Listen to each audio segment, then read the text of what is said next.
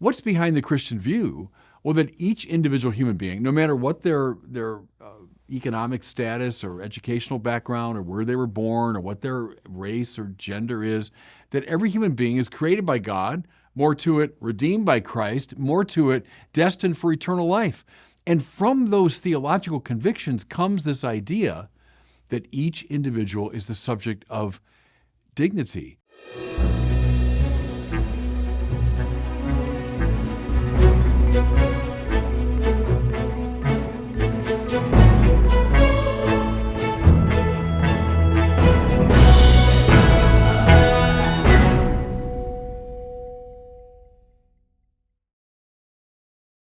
Well, the Vatican just came out with a document called Dignitas Infinita, and there's been a lot of commentary upon it because of what it says about gender theory and so on. But I want to back away a bit from that issue and look at three general themes that I think are really worth spending some time with. First of all, the title itself, the infinite dignity of the human person. Now, I bet a lot of people, especially in the West, if you talk about the dignity of the individual person, would say, well, yeah, of course, that's true. But I want to suggest that of course it's true is not at all the right response. If you look at political arrangements and cultural assumptions across the ages and across the cultures, you'll find lots of exceptions to the view that each individual human person is a subject of infinite dignity. Look in the classical world. I mean, that the upper crust of society maybe was worthy of dignity, but the ordinary person, no way.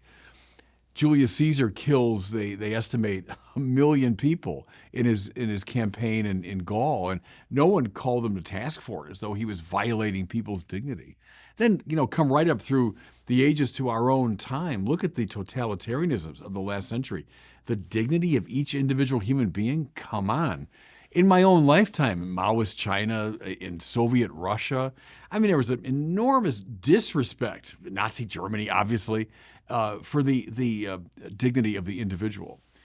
What I want to draw attention to is how peculiar, and I would say, with Tom Holland, the British historian, how distinctively Christian this view is.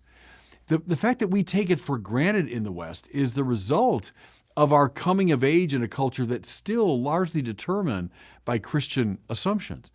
What's behind the Christian view? Well, that each individual human being, no matter what their economic status or educational background or where they were born or what their race or gender is, that every human being is created by God, more to it, redeemed by Christ, more to it, destined for eternal life. And from those theological convictions comes this idea that each individual is the subject of dignity. That's why I think it's wonderful, actually, that it's the Pope. It's the greatest representative of biblical religion on earth who's making this claim about human dignity. Now, watch it. Here's the implication. Watch it when, as many in the West are suggesting, let's get rid of old, Christianity, old oppressive Christianity. Well, may I suggest, be very, very careful about that. Because you rip this plant out of the soil of Christianity, I think you'll find that the belief in human dignity evanesces pretty quickly. Here's the second kind of general motif that really struck me when I read the document. And I've talked about it before, but the wonderful strangeness of Catholic social teaching. What I mean here is it is simply impossible to categorize Catholic social teaching according to our clunky categories of left and right. Is Catholic social teaching liberal? Is it conservative? Is it more like the Democrats, more like the Republicans? I would defy anybody to read the issues raised in this statement, the things that the Pope feels violate human dignity, and tell me, oh yeah, this is clearly a Democratic Party statement, or clearly a Republican Party statement, clearly liberal, clearly conservative.